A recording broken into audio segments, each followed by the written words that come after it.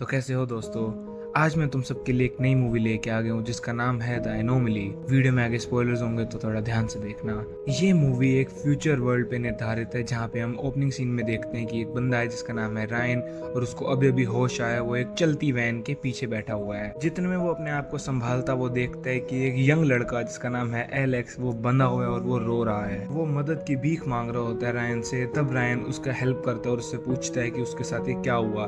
तब वो बताता है कि किडनैपर्स ने उसकी मम्मी को मार के उसको किडनैप कर लिया है। जब ये किडनैपर्स के बारे में पूछता है तो वो बताता है कि वो किडनैपर्स का चेहरा नहीं देख पाए क्योंकि उन्होंने रेड मास्क पहन रखे थे। थोड़ी देर में वैन रुकती है और वो वहां से निकल के भागने लग जाते हैं। तब हम देखते हैं एक लंदन जो कि बहुत ही फ्यूचरिस्टिक सिटी बन चुकी है। वो किडनैपर्स से दूर भाग रहे होते हैं और किडनैपर्स उनका पीछा कर रहे होते हैं। तभी ये लोग एक शमशान घाट तक पहुंचते हैं जहाँ पे एलेक्स को चोट लग जाती है पाँव में। ये दोनों तब एक पेड़ के पीछे आराम करने के लिए रुकते हैं और तब एलन रायन से पूछता है कि वो यहाँ पे कैसे आया। रायन बहुत ही परेशान हो जाता है क्योंकि उसको नहीं पता होता कि वो लंदन कैसे आ गया, क्योंकि लास्ट टाइम जब उसको याद होता है तो वो यूएस के एक ट्रॉमा सेंटर के अंदर गया था। वो वहाँ पे अपनी बीमारी पीटीएसडी का इलाज कराने गया था। तब अपनी घड़ी में देखता है और सरप्राइज हो जाता है क्योंकि आज की तारीख जून 7 है। वो बहुत परेशान हो जाता है क्योंकि लास्ट टाइम जब उसको याद है तो वो जनवरी में सोया था। थोड़ी देर में किडनैपर जिसका नाम होता है हार्किन वो वहाँ पे आ जाता है उनकी तलाश करते हुए। वो अपने पार्टनर को फोन करता है और सरप्राइजिंगली रायन की जेब में जो फोन होता है वो बजने लग जाता है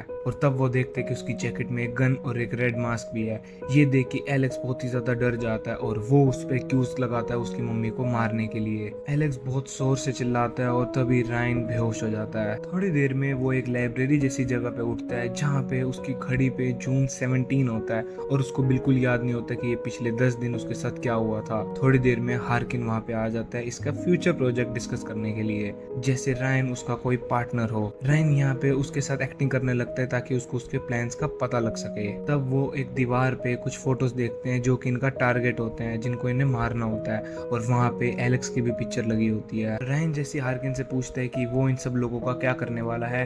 तभी हार्किन को रियलाइज हो जाता है कि रायन को वो कोई और समझ रहा था बल्कि ये रायन ही है। ये दोनों तब लड़ने लगते हैं और हार्किन इसको बोलते हैं कि इसके पास सिर्फ 9 मिनट और 47 सेकंड्स ही हैं क्योंकि उसके बाद ये बेहोश हो जाएगा। और ऐसे ही होता है, जैसे टाइम पूरा हो जाता है ये दोबारा से अपनी कॉन्शियसनेस खो देता है। अगले सीन में हम देखते हैं कि रायन को होश आया और वो एक ब्रोथल में डैना नाम की लड़की के साथ मजे कर रहा होता है। वो बहुत ही कंफ्यूज हो जाता है और वो फटाफट बेड से बाहर निकलता है। रायन तब देखता है कि यहाँ पे तारीख 5 जुलाई हो चुकी है और उसको नहीं पता कि पिछले दिनों में उसके साथ क्या हुआ था। तब वो डैना को बोलता है कि उन दोनों को जाके एलेक्स नाम के एक लड़के को रेस्क्यू करना है। डैना यहाँ पे मना कर देती है कि वो यहाँ से नहीं निकल सकती क्योंकि उसने यहाँ के मालिक से बहुत ही ज्यादा उधार ले रखा है और वो जब तक पैसे नहीं चुकाएगी वो यहाँ से नहीं जा सकती। तब रायन इसके लिए लड़ाई करता है यहाँ के मालिक से और उसको यहाँ से छुड़ा के चला जाता है। तब रायन बहुत हैरान हो जाता है जब उसको पता लगता है कि ये न्यूयॉर्क सिटी में है क्योंकि लास्ट टाइम जब इसको होश था तो ये लंदन में था। रायन तब समझ जाता है कि इसके पास सिर्फ 9 मिनट और 47 सेकंड ही होते हैं जब ये खुद के होश में होता है और बाकी टाइम पे कोई और इसकी बॉडी को कंट्रोल कर रहा होता है और ये फिर से बेहोश हो जाता है। जब इसको दोबारा होश आता है तो ये देखता है कि 2 डिटेक्टिव्स हैं, रायन और ट्रेविस, और ये लियोनिड नाम के बंदे को टॉर्चर कर रहे होते हैं। उसके बाद ये दोनों डिटेक्टिव्स रायन को बुलाते हैं और कहते हैं कि वो इसको कितनी देर तक वो टॉर्चर कर सकते हैं। रायन को कुछ भी समझ नहीं आ रहा होता। डिटेक्टिव तब रायन की गन को नोटिस कर लेते हैं और उस पर अटैक कर देते हैं और इतने में ही ये दोबारा से बेहोश हो जाता है। अगले सीन में हम देखते हैं कि हार्किन रायन और लियोनिड को वहां से छुड़ा के लैब में ले आता है और यहाँ पे लियोनिड हार्किन को थैंक्स बोल रहा होता है उसको वहां से लाने के लिए।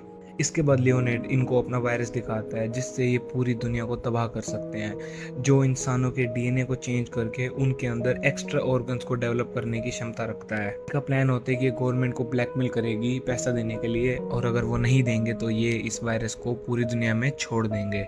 उसके बाद रायन डॉक्टर लैंगम से मिलता है जो कि हार्किन के पापा हैं। उनको एक ग्लास केस के अंदर बंद कर रखा है और उनपे बहुत सारे सेंसर्स लगा रखे हैं। रायन डॉक्टर लैंगम को देखते पहचान जाता है क्योंकि वो वहां पे भी होते थे जहां ये अपने ट्रॉमा का इलाज कराने जाता था और यहाँ पे रायन समझ जाता है कि एक्चुअली में जो रायन को कंट्रोल कर रहा था वो डॉक्टर लैंगम ही है क्योंकि डॉक्टर लैंगम ने रायन के अंदर एक डिवाइस डाल रखा है जिसकी वजह से वो इसको कंट्रोल कर रहे होते हैं और इसी डिवाइस में कुछ गड़बड़ हो गई है जिसकी वजह से 9.5 मिनट तक रायन अपने अपने होश में आके अपने आप को महसूस कर पाता है और रायन फिर से बेहोश हो जाता है। अगले सीन में हम देखते हैं कि ये एक प्लेन में है जहाँ पे वही दो डिटेक्टिव रिचर्ड और ट्रेविस इसको टॉर्चर करके पूछ रहे होते हैं कि लियोनिड की लोकेशन कहाँ है, क्योंकि उसके पास बहुत ही खतरनाक वायरस है जो कि पूरी इंसान जाति को खत्म कर सकता है। ये उनको सारी सिचुएशन बता रहा होता है कि एक्चुअली में डॉक्टर लैंगम उसको कंट्रोल कर रहे हैं और वो नहीं जानता कि वो क्या कर रहा होता है, लेकिन ऑफिसर्स इसकी बात पे यकीन नहीं करते और वो उसको धमका रहे होते हैं कि वो बता दे, नहीं तो वो उस पर गोली चला देंगे। इतने हम देखते हैं कि हार्किन एक दूसरे प्लेन से इस प्लेन को अटैक कर देता है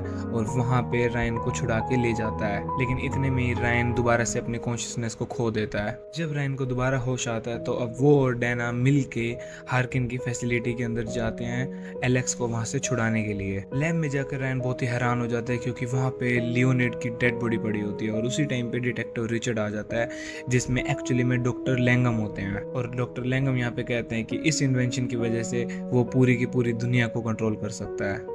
रायन यहाँ पे लैंगम को मार के लैब एक्सप्लोर कर रहा होता है, तभी वो एलेक्स को इस हालत में देखता है और उसको छुड़ाने जा रहा होता है। तभी हार्किन आके डैना को पकड़ लेता है और उसकी गर्दन पे एक इंजेक्शन लगाने की धमकी दे रहा होता है कि अगर रायन सरेंडर नहीं करेगा तो वो उसको मार देगा। और जैसे ही रायन गिव अप करने वाला होता है तो वो ऊपर एक केमिकल के ऊपर गोली चला देता है जिससे हार्किन का हाथ पूरे का पूरा जल जाता है और वो दोनों आपस में लड़ रहे होते हैं।